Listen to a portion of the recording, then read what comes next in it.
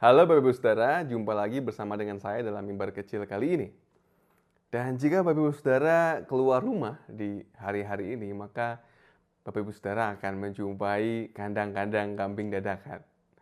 Ya, karena tepat besok hari Jumat adalah Hari Raya Idul Adha bagi teman-teman yang beragama Muslim. Dan hari tersebut dekat kaitannya dengan sebuah aktivitas persembahan. Mempersembahkan kurban, ya kan, ternak berupa kambing atau sapi untuk disembelih, dan biasanya dagingnya kemudian dibagi-bagikan dengan orang-orang sekitar. Tidak lama setelah itu, hari Minggunya, kita juga sebagai umat Kristiani merayakan sebuah hari yang penting, yaitu Hari Raya Pentakosta, yang juga lekat kaitannya dengan persembahan. Karena dalam ibadah hari itu, selain kita memberikan persembahan yang seperti setiap minggunya, juga ada sebuah ritus persembahan syukur tahunan. Karena Hari Raya Pentakosta juga dekat dengan musim-musim panen. Sehingga dalam banyak tradisi, kemudian umat membawa hasil-hasil bumi mereka, hasil-hasil panen untuk dipersembahkan di gereja di ibadah minggu pada hari itu. Dalam tradisi Jawa misalkan, ibadah Pentakosta kemudian lekat dengan tradisi Jawa, yaitu unduh-unduh, membawa hasil panen yang kemudian nanti setelah ibadah akan dilelang gitu ya, untuk menjadi persembahan bagi gereja. Nah, Bapak Saudara, dalam tradisi Yahudi sebetulnya Pentakosta juga dikenal dengan istilah Shavuot, yaitu memperingati hari turunnya hukum Taurat melalui Musa. Nah, walaupun mungkin kelihatannya seperti justru mendapat gitu ya, karena hukum Taurat diturunkan kepada umat melalui Musa.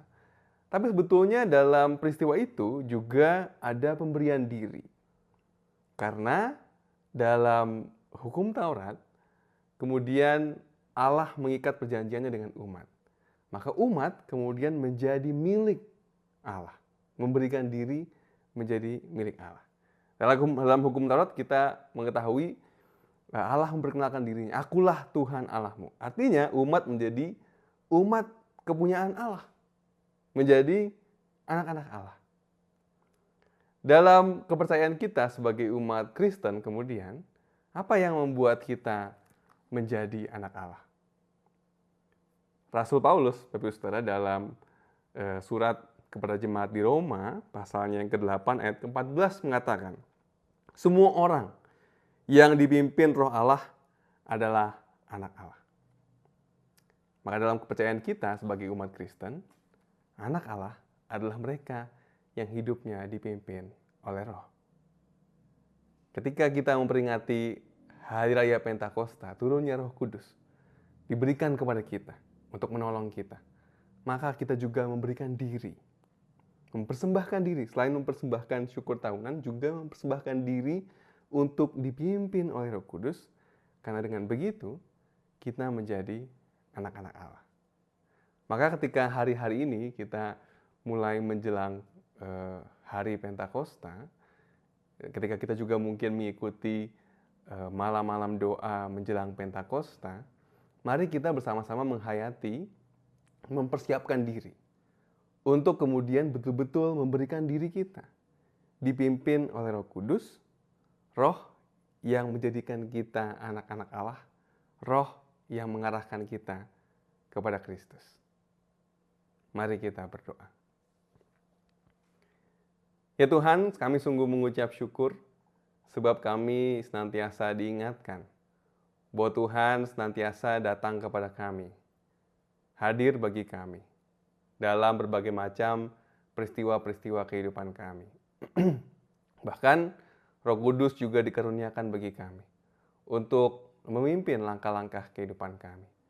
Maka ajarlah kami ya Bapak untuk dapat mempersiapkan diri, untuk dapat memberikan diri kami dipimpin oleh Roh Kudus yang membawa kami pada Kristus, yang menjadikan kami anak-anak Allah.